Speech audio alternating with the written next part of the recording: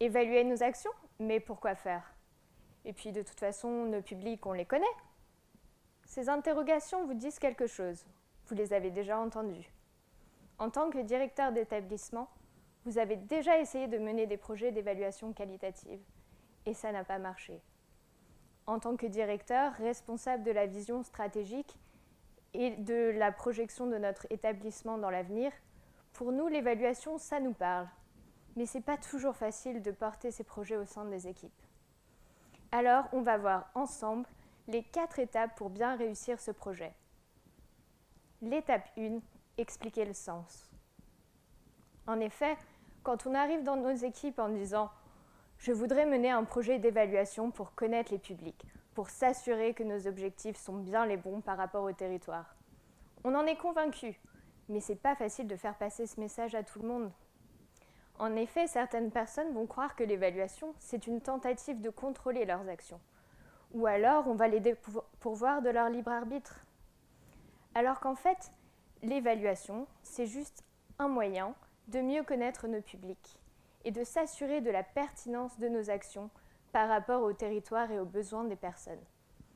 Il faut donc, avant tout projet d'évaluation, travailler ce sens en équipe, avec des ateliers, ou avec chaque agent si ça pose problème pour eux.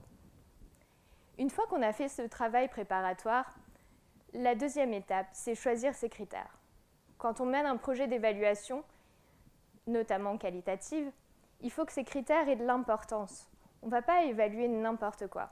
Il faut qu'il y ait un vrai enjeu. Pour cela, on peut également faire un travail collaboratif pour déterminer ces critères ou simplement se référer à son projet d'établissement.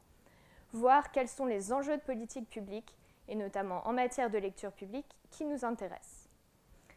Également, pour ces critères, il faut qu'on ait une marge de manœuvre.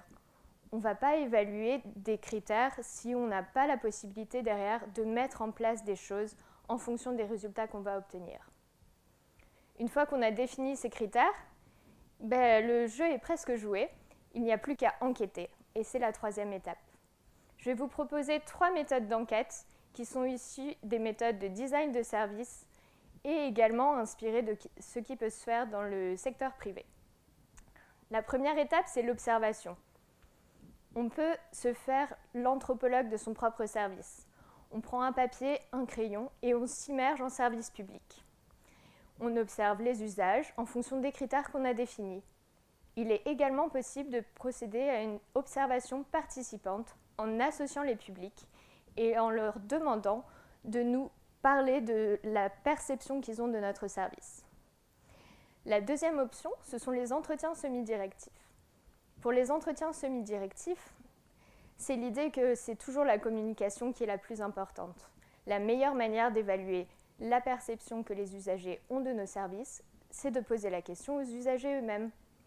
Alors, soit on peut réaliser ces entretiens individuels, soit de manière collective.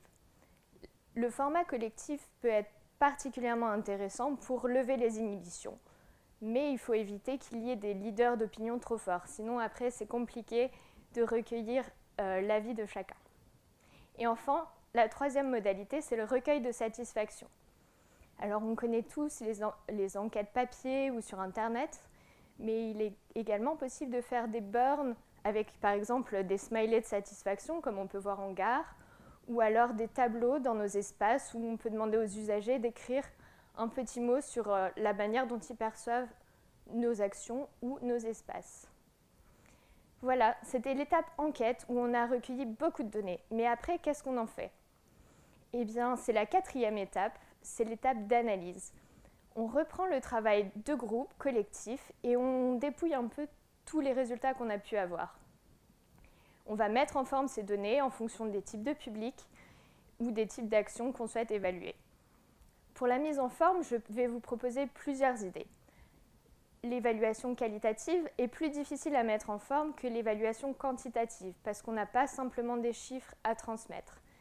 Donc on peut penser à des nuages de mots qui vont permettre de faire une visualisation des différents aspects qu'on a pu aborder dans l'évaluation, ou alors des citations qui sont un peu marquantes. Et un autre exemple très intéressant, c'est les personas. à travers les observations qu'on a pu faire, on peut réaliser des cartes d'identité de l'usager typique qui vient dans nos services. Tous ces éléments seront après des supports d'aide à la décision qui nous permettront de savoir si on doit poursuivre nos actions telles qu'on l'a fait, si on doit les modifier ou si alors on doit les interrompre en fonction des objectifs initiaux qu'on s'était fixés. Voilà, on a travaillé sur ces 4 étapes. Et maintenant, est-ce que vous vous sentez prêt à évaluer vos projets ?